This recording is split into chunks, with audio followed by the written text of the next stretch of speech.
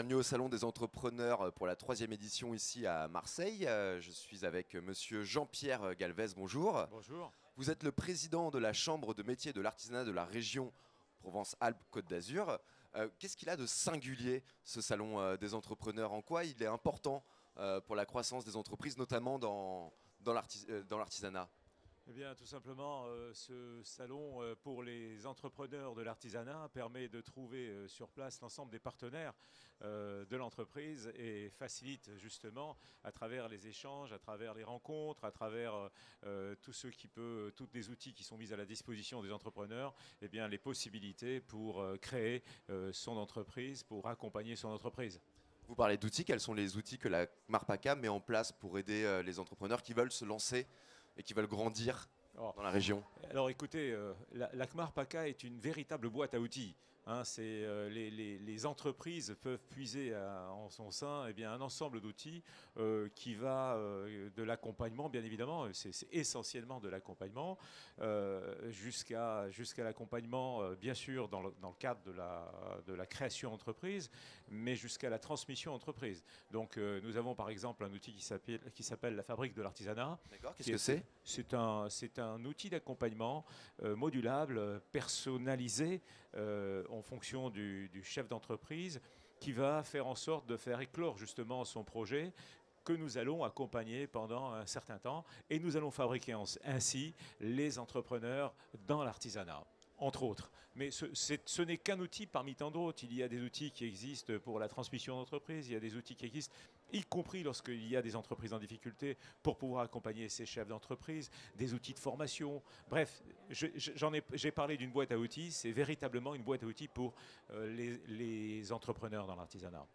Comment il se porte l'entrepreneuriat dans l'artisanat dans la région actuellement?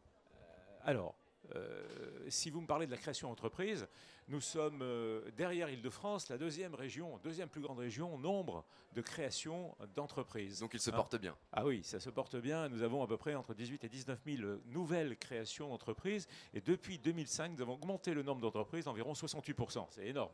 Ça veut dire que nous sommes un territoire véritablement béni des dieux qui engendre justement l'envie d'entreprendre. Le challenge pour demain, ou même le challenge dès maintenant, c'est quoi? C'est de se tourner davantage vers le digital. Comment vous aidez les entrepreneurs à se tourner dans le digital? Ah oui, vous savez, ça c'est la nouvelle économie. On va relever le défi de cette économie. C'est un vrai défi? Ah oui, c'est un vrai défi parce qu'on a pris un peu de retard quand même sur d'autres pays.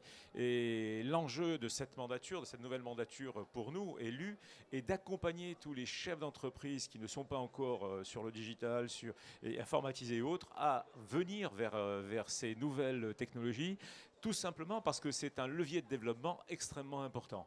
Moi, j'y crois beaucoup, je suis complètement... enfin, j'y suis dedans, de toute façon, je ne peux pas.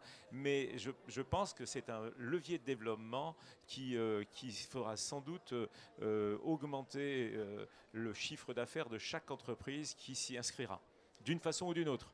Et il y a un accompagnement particulier. On voit qu'il y a beaucoup de jeunes dans ce salon des entrepreneurs. Pour les plus jeunes? Oui. Pour les plus jeunes, vous savez que nous avons donc 7 campus des métiers, donc sous la marque Université régionale des métiers. Nous formons à peu près 20% du nombre d'apprentis sur notre région.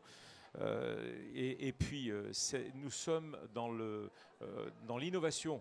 En termes pédagogiques, nous allons probablement en 2018 lancer la modularisation des parcours qui permettra à tout un chacun d'intégrer une voie de formation en faisant un bilan de compétences et en sachant que, eh bien, finalement, plutôt que 5 modules, je vous donne un exemple, il n'aura que 2 modules à passer et il obtiendra son diplôme ou sa qualification.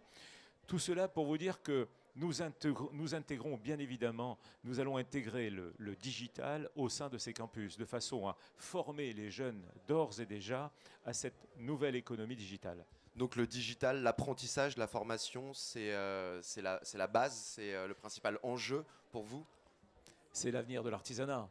Vous savez, lorsqu'on forme ces 6000 apprentis, on sait que ce sont ces 6000 apprentis qui reprendront demain nos entreprises. Donc autant bien les former, et les former justement à l'économie numérique, l'économie digitale, pour leur donner les meilleures armes afin d'appréhender demain, lorsqu'ils seront chefs d'entreprise, eh bien, les véritables enjeux.